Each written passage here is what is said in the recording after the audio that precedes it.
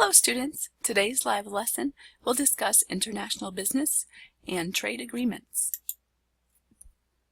Since I've generally covered all of the lesson learning objectives in previous live lesson videos, this live lesson will contain material from Chapter 4. The learning objective stated on page 89 is discuss the rise of international business and describe the major world marketplaces, trade agreements, and alliances. Globalization is the process by which the world economy is becoming a single interdependent system. The diversity of the products we have access to is a direct result of globalization. Imports are products made or grown abroad but sold domestically. Exports are products made or grown domestically but shipped and sold abroad. How does globalization affect international business? Companies look to expand by opening locations in other countries. Smaller firms may buy supplies internationally. Many people are affected by exchange rates in some way. Governments often try to encourage international trade by opening borders to foreign businesses, offering incentives for domestic businesses to expand internationally, and making it easier for foreign firms to partner with local firms. As with almost any topic, there are advantages and disadvantages to globalization. It offers potentially higher standards of living and improved business profitability.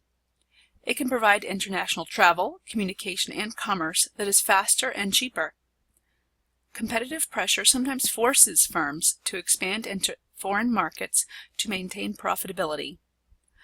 Drawbacks of globalization include it might allow businesses to exploit workers in less developed countries. It might allow businesses to bypass domestic, environmental, and tax regulations, and the loss of cultural heritage. At this point, I have included a TED Talk at Stuttgart, Germany. The speaker presents a compelling perspective about globalization and its effects on economic inequality. Now we will discuss the major world marketplaces. The World Bank, an agency of the United Nations, uses per capita income to make distinctions among countries. Per capita income, or average income per person, is divided into 4 different categories. High-income countries are those with annual per capita income greater than $11,115. Upper middle class income countries are those with annual per capita income of $11,115 or less, but more than $3,595. Lower middle income countries have annual per capita income of $3,595 or lower, but more than $905. Low-income countries have annual per capita income of $905 or less.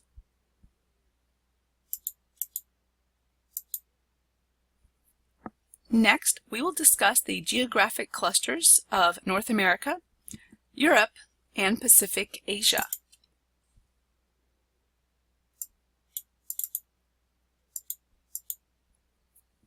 North America is the world's largest marketplace and the most stable economy. The United States and Canada are each other's largest trading partners. Mexico has been a major manufacturing center with cheap labor and low transportation costs, but some manufacturing is shifting to China. Europe can be classified into Eastern and Western categories. Western Europe contains Germany, the United Kingdom, and France, among others.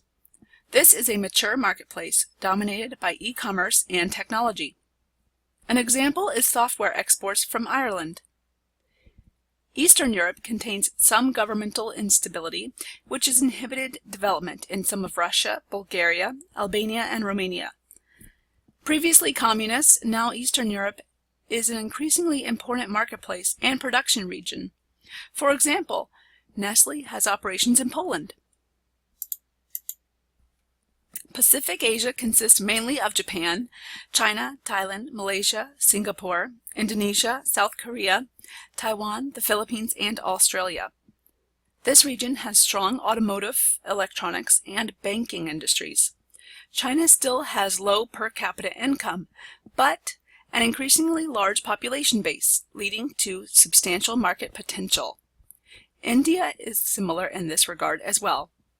Some parts of Asia have poorly developed electronic infrastructure and a higher percentage of lower-income consumers.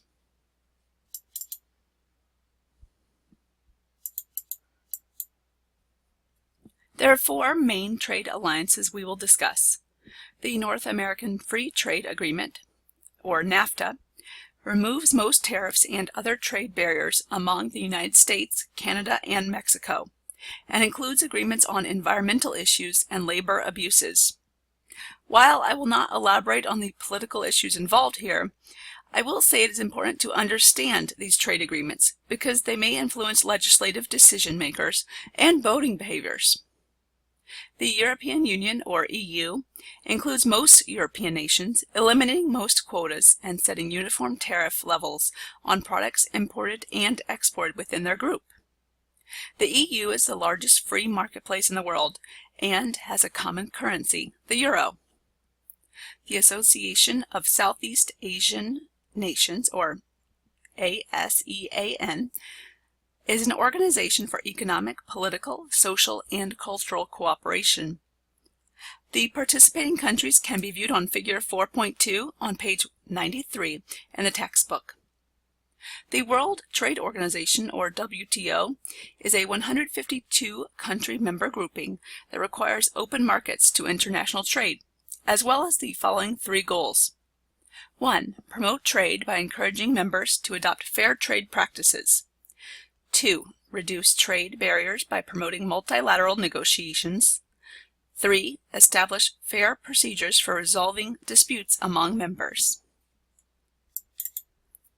I've created a small Check Your Understanding section similar to those available within the online presentations.